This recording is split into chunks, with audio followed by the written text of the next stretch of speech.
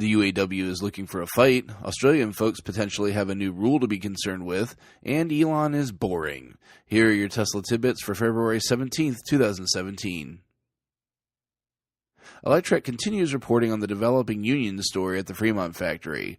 The president of the UAW held a press conference today in which he confirmed that organizers had been sent to the plant and a full campaign would follow. The question is, of course, whether or not the employees want to unionize. While there have been some complaints of long hours in the past, there are far more employees now. In addition, Tesla has never been shy about the long hours expected of its workers, either in the hiring process or with the media. This is a moral quandary. There's no doubt that Model 3 production would be hampered by the unionization of the plant. On the other hand, I want the folks that make my future vehicle to be paid well and not be in danger while performing their job. Here's hoping that an amicable, safe, and fair solution is found without impacting the delivery of what is likely the most significant vehicle of the century to date. Well, unfortunately, we have more bad news continuing in this next story. Teslarati reports that an Australian standards group was about to recommend that energy storage devices utilizing lithium-ion batteries not be installed within homes, but rather in freestanding kiosks or bunkers added to the exterior. Standards Australia became concerned with the fact that the Samsung Galaxy Note had issues bursting into flames and felt that was a concern worth addressing. This would certainly put a damper on the industry as a whole, as it would add thousands of dollars to installations. In addition, it would affect an untold number of folks with existing installations. There are 1.6 million Australian homes with rooftop solar installed, and a majority of which have some sort of energy storage solution as well. It's another hope for the best situation, so here's hoping our Australian friends get to continue on as they always have. Alright, I couldn't resist the Elon is boring joke that has been beaten into the ground. I know, it's terrible, and I don't really care. Anyhow, in our last story, Electrek has pared down an interview that Elon did with Bloomberg Businessweek to give us the details on Elon's boring company.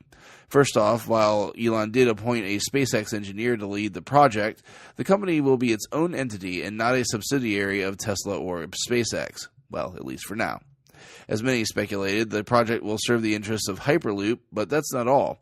Elon sees standard traffic utilizing the subterranean system as well, describing it as the beginning of a vast underground transportation network. The idea is that with humans building up to solve dwelling issues, we've remained 2D for the most part when it comes to transportation. Elon sees a future of tens of tunnel levels underneath cities for people working in buildings tens of stories tall, with at least one of these levels serving as the high-speed Hyperloop transport. As a result, in the middle of the SpaceX parking lot, there is now a giant hole that is currently 15 feet deep and 50 feet wide. The plan is to get 50 feet down before going horizontal, so as not to disturb any gas or sewage lines.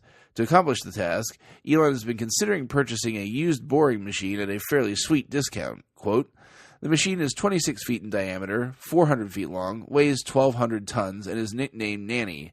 It's been used by Washington's water utility to dig a tunnel to prevent sewage from overflowing into the Anacostia River. New machines normally cost at least $15 million, but a decade of frantic subway construction in China has created a glut, and lightly used models can be had for 90% off sticker." End quote. The machine currently can dig about 300 feet per week, but Elon being Elon wants to increase that to a mile per week. Now, I have to say, I love Elon. After his dad joke tweets today, I declared him my spirit animal. However, I just can't see this working. I don't see people at all comfortable driving thousands of feet down into the earth, let alone the massive cost involved in such a project. Even the least complex, cheapest of projects can cost about $20,000 per foot to dig, and this would neither be simple nor cheap. I wish Elon the best, and it's fairly hard to bet against him at this point, but this one seems a bridge too far for even the most ardent of supporters. Check out the links to today's full stories in the show description. If you get some value out of the show, please consider supporting me at patreon.com/Tesla Tidbits. Thanks so much to super patrons John Waltower, Drew Schuyler, Cookie UK, and John Waller for their support at the $10 plus level. Of course, if you have nothing extra to spare, that's fine too. You can still support the show for free with positive reviews and by spreading word of the show. If you have feedback for me, the best way to be heard is to tweet at Tesla Tidbits. That's all for today. I'll see you back here again next week. Until then, keep it charged and hit the road.